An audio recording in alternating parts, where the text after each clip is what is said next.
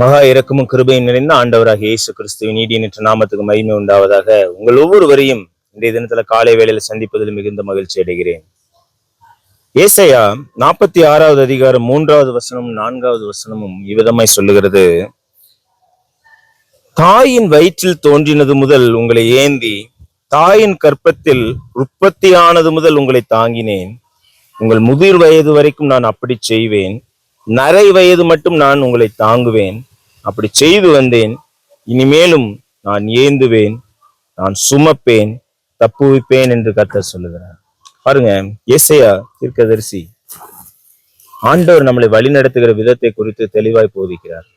தாயின் வயிற்றுல உருவாகிறதுக்கு முன்னாடியே நம்மளை பெயர் சொல்லி அழைத்து அறிந்திருக்கிற தேவன் நம்மளை பார்த்து என்ன சொல்ற, உங்களை தாங்குவேன், ஏந்துவேன், சுமப்பேன், தப்புவிப்பேன்னு பார்த்து சொல்லுகிறார். தைரியமா இருங்க. விசுவாசத்தை மாத்திர விட்டு விடாமல் எல்லா சூழ்நிலையிலும் அசையாக நம்பிக்கை கொண்டவர்களை அவரை சார்ந்து இருக்கும் பொழுது ஆண்டவர் உங்களை நிச்சயமாய் தாங்குவார்.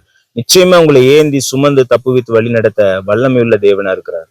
அவருடைய தாங்குதல் எப்படி இருக்கும்? அவருடைய சுமக்கிற காரியங்கள் எப்படிப்பட்டதா இருக்கும்?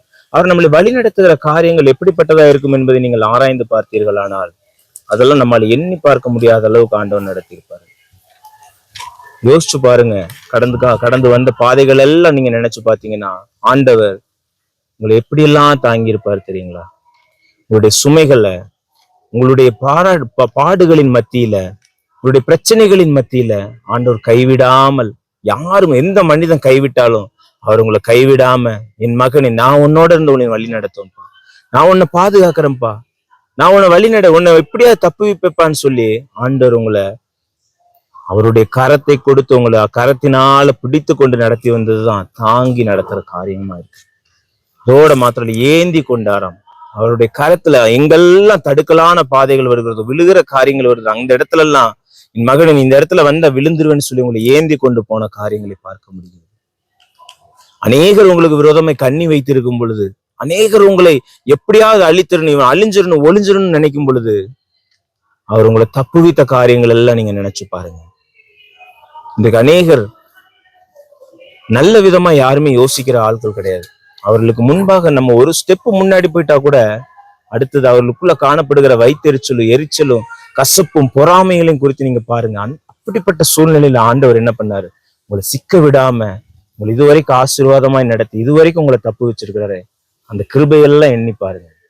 ஆண்டவர் உங்களிடத்துல இருந்து எதிர்பார்க்கிற ஒரே ஒரு காரியம் என்னன்னா, அவரிடத்துல உங்களுடைய வாழ்க்கையை நீங்க ஒப்பு கொடுத்து அவரையே நீங்க சார்ந்து கொள்ளுகிறவர்களாய் நீங்க காணப்படும் பொழுது, இதுவரைக்கும் நடத்தின தாங்கி ஏந்தி சுமந்து தப்புவித்தவர் இனிமேலும் உங்களுடைய நரைமயிறு மட்டும், நீடித்த ஆயுசு நாட்கள் மட்டும் உங்களை தாங்கி ஏந்தி சுமந்து தப்புவித்து வழி நடத்த வல்லமை உள்ளவரா இருக்கிறார்.